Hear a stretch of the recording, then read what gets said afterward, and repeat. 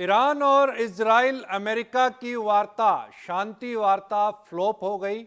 और जो उम्मीद थी कि अमेरिका और ईरान के बीच में कहीं ना कहीं सुलह होगी, बैठकों का दौर चला, 21 घंटे की लंबी वार्ता चली और उस वार्ता का कोई नतीजा नहीं निकला।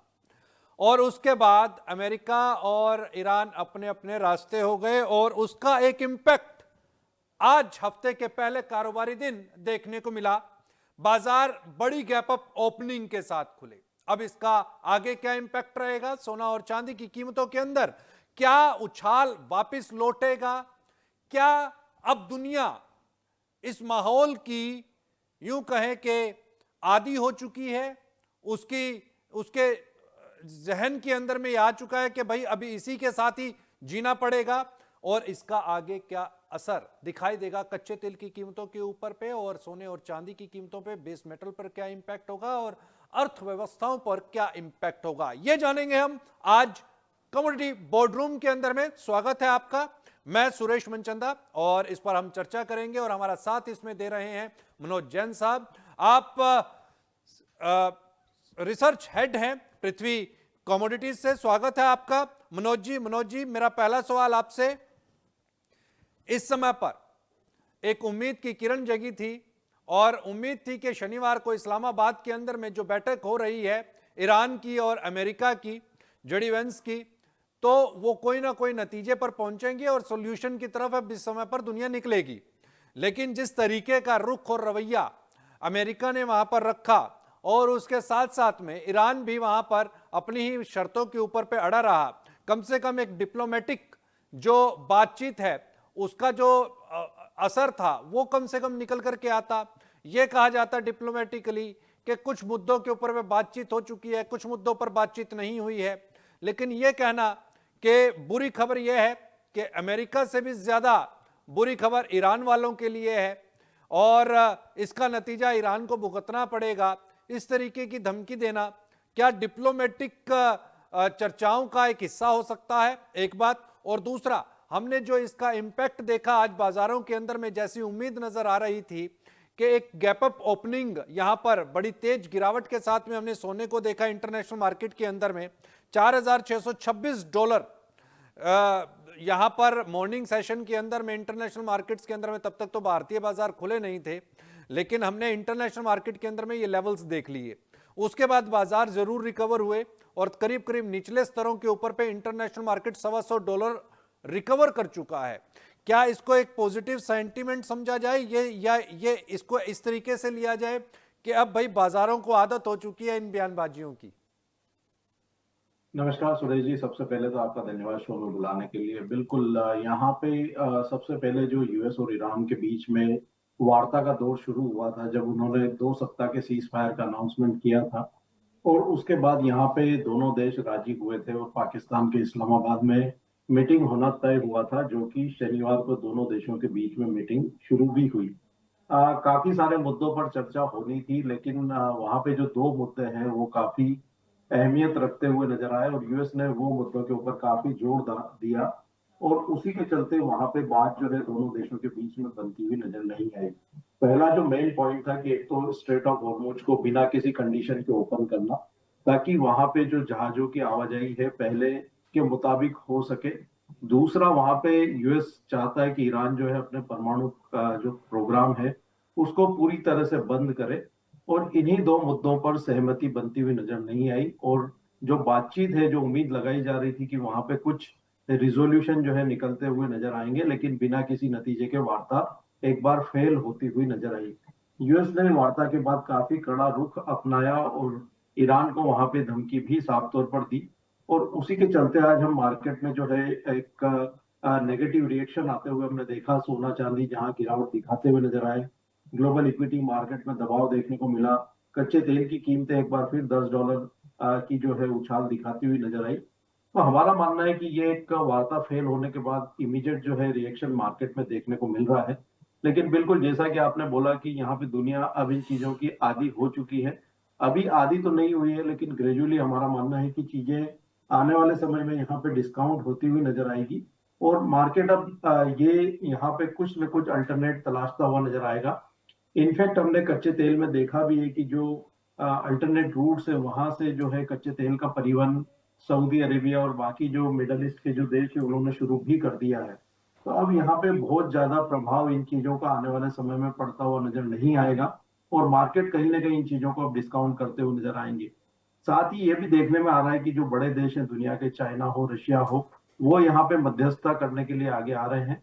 तो हमारा मानना है कि आने वाले 1 से 2 सप्ताह में कुछ न कुछ फिर एक बार यहाँ पे वार्ता की सहमति दोनों देशों के बीच बनती हुई नजर आएगी, और अगले दौर की वार्ता की शुरुआत वहां पे देखने को मिल सकती है। सुरेश, कच्चा तेल, कच्चा तेल यहां पर बाउंस किया है वापस से $105 के आसपास। इसको किस नजर से देखा जाए? क्या यह माना जाए कि ये जो अभी सामान्य स्थितियां होने जा रही थी गैस की, कच्चे तेल की, और उसका एक इम्पैक्ट भी हम देख रहे थे, अब ये किल्लत दोबारा से शुरू होगी और ये तो अर्थव्यवस्थाओं के ऊपर पे बहुत नकारात्मक असर डालेगा? देखिए यहाँ पे कुछ हद तक जो है कच्चा तेल प्रभावित करता हुआ नजर आएगा। जैसा कि मैंने कहा कि यहाँ पे जो अब जो भी प्रोड्यूसिंग कंट्रीज है वो अपने तेल के परिवहन के लिए अल्टरनेट जो है सोर्सेस को देख रही है, और काफी हद तक वो वहां पे अपने तेल के परिवहन को अल्टरनेट रूट से शुरू भी कर चुकी है। निश्चित रूप से वहां पे कॉस्ट थोड़ा सा एस्केलेशन होता हुआ जरूर नजर आ रहा है, लेकिन हमारा मानना है कि बहुत ज्यादा जो उबाल की संभावनाएं कच्चे तेल की कीमतों में लगाई जा रही थी वैसा देखने को नहीं मिलेगा, और एक दायरा यहाँ पे $88 से $120 का ये बना रह सकता है जब तक कॉन्फ्लिक्ट जो है बने हुए हैं। पिछले सप्ताह भी जब आपसे चर्चा हो रही थी तो हमने साफ तौर पर कहा था कि $88 कच्चे तेल के लिए मजबूत सपोर्ट्स रहेंगे और मार्केट उनको होल्ड करता हुआ नजर आएगा। और इनफैक्ट हमने कीमतों को वो लेवल को होल्ड करते हुए भी देखा, और आज एक बार फिर $100 के ऊपर हम कीमतों को ट्रेड होते हुए देख रहे हैं। तो मेरा मानना है कि अभी एक ब्रॉडर रेंज कच्चे तेल के लिए यहाँ पे शॉर्ट टर्म में रहेगी जब तक ये कॉन्फ्लिक्ट पूरी तरह से ईज नहीं हो जाते हैं। 88 से $90 अभी कच्चे तेल का एक बेस रहेगा, क्योंकि जो प्रोडक्शन लॉस हुआ है, जो सप्लाई कंसर्न्स उभरे हैं, उसके चलते अभी कीमतें यहाँ पे इस लेवल को होल्ड करती हुई नजर आएगी। लेकिन 115 $120 ये एक मजबूत रेजिस्टेंस भी रहेगा। उसके पार कीमतें निकलती हुई जाए अभी ऐसी कोई संभावना नजर नहीं आती। तो इसका पूरा समीकरण क्या निकाला जाए जैन साहब? क्योंकि स्थितियां इस समय पर ऐसी हो गई हैं कि इन्वेस्टर्स को तो कुछ समझ में ही नहीं आ रहा इन लेवल्स के ऊपर पे एंट्री लेनी भी चाहिए या नहीं लेनी चाहिए। अच्छा, जो ये उम्मीद लगा करके बैठे होंगे तो शुक्रवार को कि भाई अब तो दोनों टेबल पर आ रहे हैं, शांति होगी और सीज फायर जो है वो लंबा चलेगा, लेकिन शनिवार को जिस तरीके के समीकरण मिले वहां पर और वार्ता जो है वो फेल हो गई, फेल होने के बाद में आज जिस तरीके से गैप अप ओपनिंग हुई, तो जिन लोगों ने शुक्रवार को ये सोच करके पोजीशंस ली होंगी तो वो आज की तारीख में अपने आप को फंसा हुआ और ठगा हुआ महसूस कर रहे होंगे। तो ऐसे में उनको क्या सलाह रहेगी, और जो नई पोजीशन बनाना चाहते हैं सोने और चांदी के अंदर में, उनके लिए क्या सलाह रहेगी, क्या एडवाइस करेंगे? देखिए जहां तक कच्चे तेल का सवाल है, तो जब शुक्रवार को भी आपसे चर्चा हो रही थी तो हमने साफ तौर पर कहा था कि यहाँ पे 8,850 के आसपास एक मजबूत सपोर्ट है, और वो लेवल पे वहां पे बाइंग ही करके चलना चाहिए। और अगर किसी का ओपन पोजीशन है तो कहीं ना कहीं उसको ऑप्शन के जरिए हेज करके चले, क्योंकि वार्ता का निर्णय क्या निकल कर आएगा वो किसी को पता नहीं था। और इनफैक्ट हमने वहां पे वार्ता फेल होते हुए देखी, आज फिर एक गेप अप ओपनिंग मार्केट में होती हुई नजर आई है। कच्चे तेल में भी रणनीति जो है वो साफ है कि यहाँ पे जब भी कीमतें 9,000 8,850 की रेंज में आए उसको बाय करके चले। जब तक 8,500 के स्तर क्लोजिंग बेसिस पर कच्चे तेल में होल्ड है, वो एक बाइंग जोन बना रहेगा। और ऊपर में कीमतें जब भी 10,200 से 10,700 की रेंज में आए, अपनी लॉन्ग की पोजीशन में मुनाफा वसूली कर ले। अभी यही रणनीति कच्चे तेल में बना करके चलना चाहिए। जहां तक सोने का सवाल है, तो सोना भी एक रेंज में फंसा हुआ है। गत सप्ताह जब $4,800 के ऊपर कीमतें निकली थी तो एक ये संभावना बनती हुई नजर आई थी कि सोना अपना जो रेजिस्टेंस लेवल है $4,840 इंटरनेशनल मार्केट में, उसके ऊपर ब्रेकआउट करता हुआ नजर आएगा। लेकिन ये वार्ता फेल होने के बाद फिर हमने एक ब्रेकडाउन कीमतों में आते हुए देखा है। लेकिन बहुत ज्यादा बड़ी गिरावट की संभावना भी सोने में नजर नहीं आती है। हमारा मानना है कि 4,470 से $4,840 का जो रेंज है वो सोने में बना रह सकता है। तो रणनीति के लिहाज से अगर हम बात करें तो यहाँ पे 1,48,500 से 1,50,000 की रेंज में बाइंग की ही रणनीति बना करके चलना चाहिए। स्टॉप लॉस वहां पे 1,45,500 के नीचे का रखना चाहिए। कीमतें ऊपर में 1,54,000 1,55,000 की रेंज में आए, वहां पे लॉन्ग की पोजीशन में मुनाफा वसूली कर ले। कीमतें 4,840 और 1,55,000 ये लेवल्स जब तक ब्रेकआउट नहीं करती क्लोजिंग बेसिस पे, सोने में एक दायरा जो है वो बना रह सकता है। और चांदी की बात करें तो चांदी में क्या लगता है, अभी $74 के आसपास? चांदी में भी हमारा मानना है कि यहाँ पे 64 से जो 76.60 का जो रेंज है वो इंटरनेशनल मार्केट में बना रहेगा। भारतीय बाजारों की अगर हम बात करें तो 2,25,000 से 2,45,000 की एक रेंज बनी हुई है। गत सप्ताह जब कीमतें $76 के ऊपर निकली थी तो वहां भी संभावना थी कि यहाँ पे ब्रेकआउट मार्केट करता हुआ नजर आएगा, लेकिन फिर हमने एक बार वहां से रिजेक्शन आते हुए देखा। तो जब तक कीमतें 76.60 इंटरनेशनल मार्केट में और 2,45,000 भारतीय बाजारों में क्लोजिंग बेसिस पर ब्रेकआउट नहीं करती है, यहाँ भी एक दायरा बना रह सकता है। तो भारतीय बाजारों में कीमतें जब भी 2,30,000 के आसपास आए वहां पे भी बाइंग की रणनीति ही बना करके चलना चाहिए 2,24,400 की क्लोजिंग स्टॉप लॉस से। ऊपर में कीमतें जब भी 2,43,000 से 2,45,000 के जोन में आए तो वहां पे लॉन्ग में मुनाफा वसूली कर। भाई जो स्टेटमेंट्स इस समय पर निकल करके आ रही हैं जैन साहब, वो तो ये है कि भाई इजराइल ईरान वॉर के ऊपर पे जो लेटेस्ट जो अभी अपडेट दिखाई देता है, ट्रंप का फिर से बयान है कि अगर ईरान फिर से अगर बातचीत करने के लिए आता है तो उसकी परवाह नहीं की जाएगी और उसको किसी तरीके की अब ढील नहीं दी जाएगी। तो जो तक इस समय पर स्टेटमेंट्स निकल करके आ रही हैं, जो एकदम बोल्ड जो स्टेटमेंट्स ट्रंप दे रहे हैं, जो धमकी भरी बातचीत यहाँ पर कर रहे हैं, तो इसको क्या मायने माने कि भाई वो ईरान को, देखिए दो चीजें थी इस वार्ता के अंदर में। एक चीज तो ऐसा समझ में आ रहा था कि भाई कहीं ना कहीं अमेरिका ये चाह रहा है कि भाई अब तुम हमारे गुलाम हो और सरेंडर कर दो, और किसी भी देश की अस्मिता यही कहती है कि भैया ठीक है सर कटाना मंजूर है लेकिन सर झुकाना मंजूर नहीं है।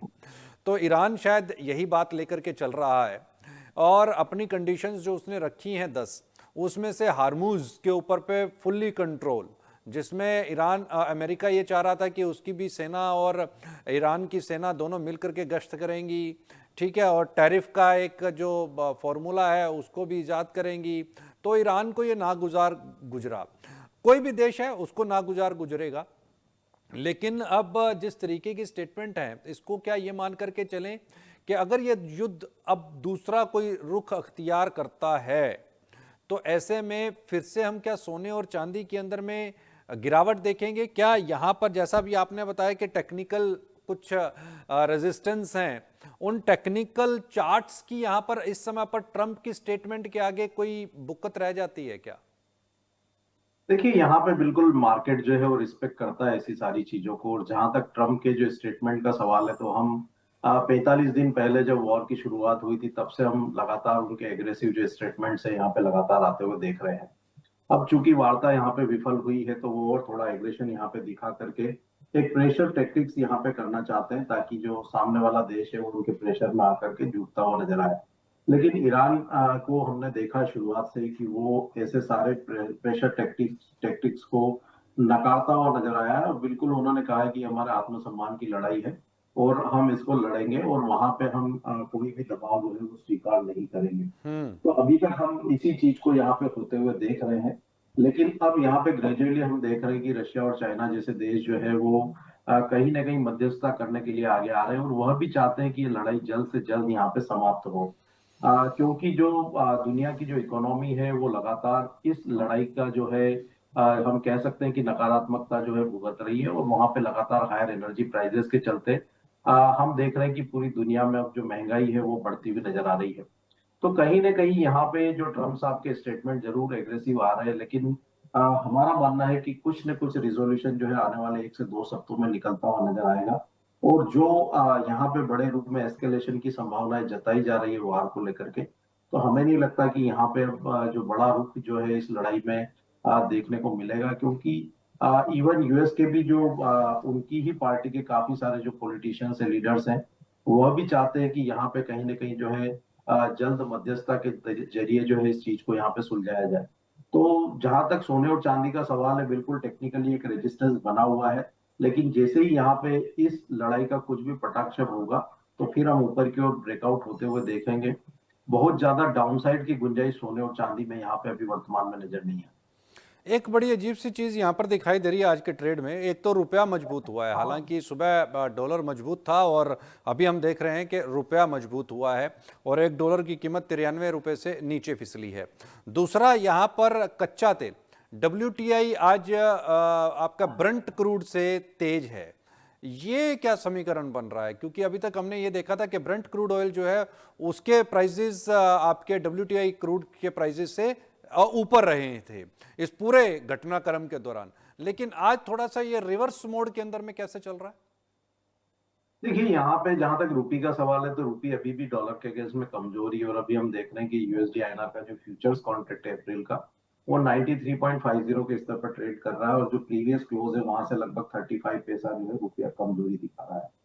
जहां तक WTI और ब्रेंट की स्प्रेड का सवाल है तो निश्चित रूप से हमने देखा है कि जो यूएस ऑयल है वो प्रीमियम पे लौटता हुआ नजर आया है, लेकिन अभी जो हम गैप देख रहे हैं यहाँ पे, जो WTI की जो एक्सपायरी है वो मई मंथ की है और ब्रेंट की एक्सपायरी जून मंथ की है। ओके। और जो फॉरवर्ड कॉन्ट्रैक्ट है इवन WTI के, वो भी वहां पे बैकवर्डेशन में है।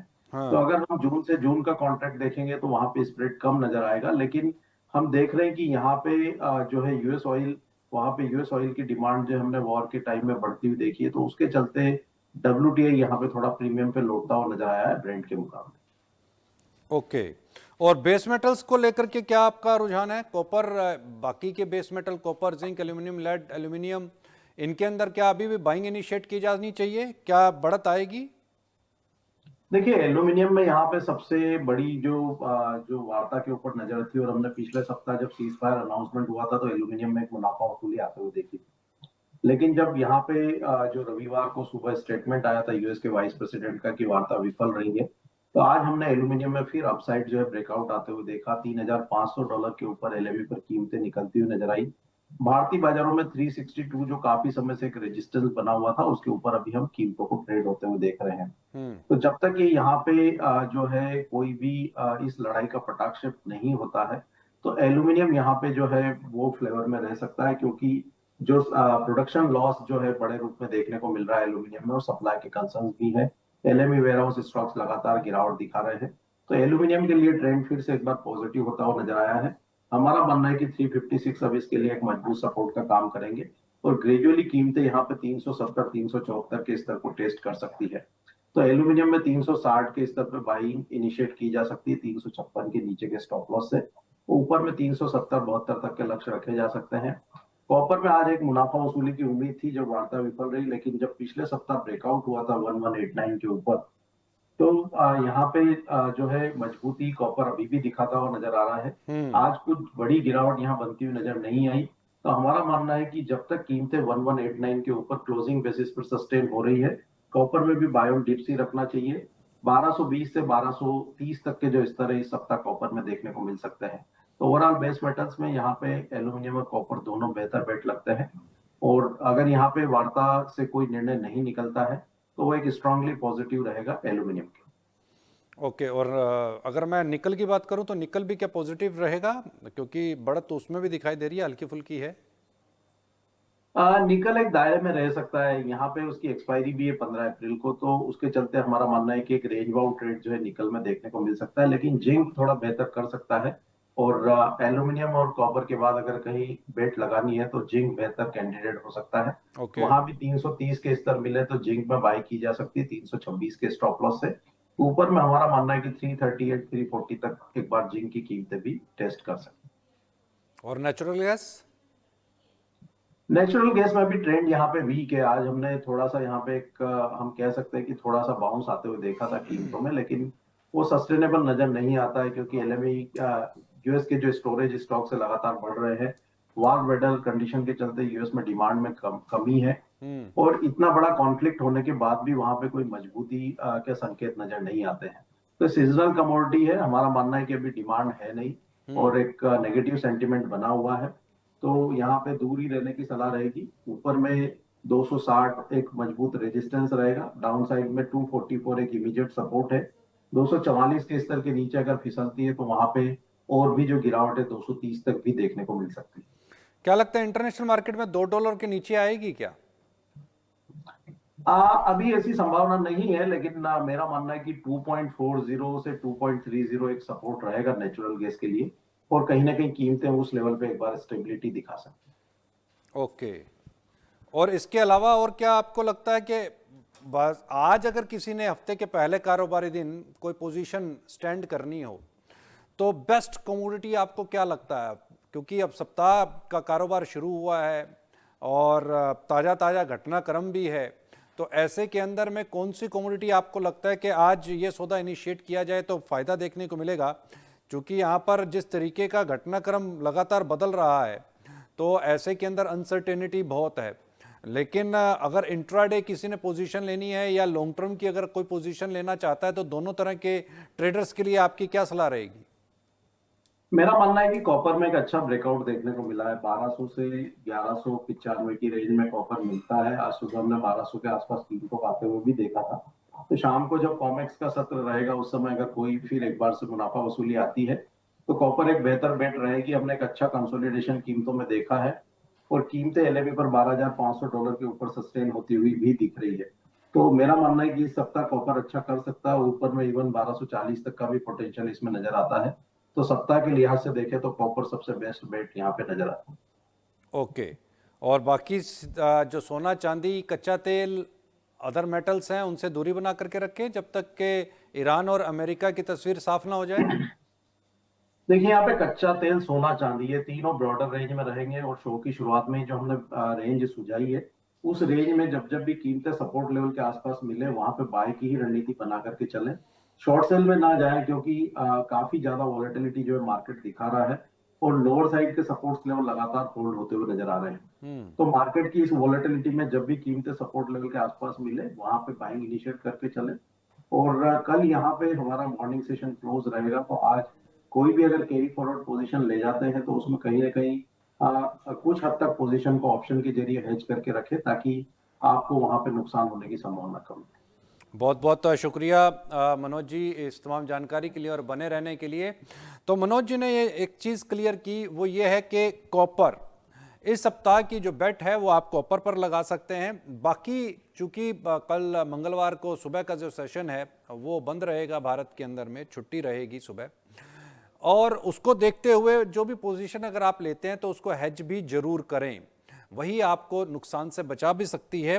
लेकिन सोना चांदी कच्चा तेल इनसे अभी थोड़ा सा दूरी बना करके रखने की सलाह रहेगी, क्योंकि जब तक ईरान अमेरिका के ऊपर पे क्लैरिटी नहीं हो जाती, हालांकि अमेरिका इस समय पर बिल्कुल तैयार है और ये भी संभावनाएं हैं कि आजकल से वहाँ पर दोबारा से जो युद्ध की खबरें हैं वो निकल करके आने लगे, एक दूसरे के ऊपर पे बॉम्बिंग दोबारा से शुरू हो जाए।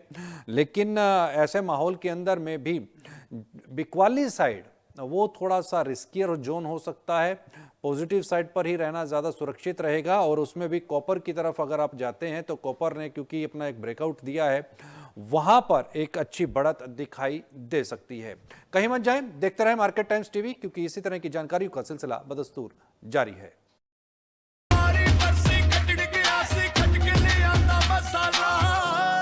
केड़ा मसाला ओए? छोलिए दा या लोबिए दा? पंजाबी छोले दा या पिंडी चने दा?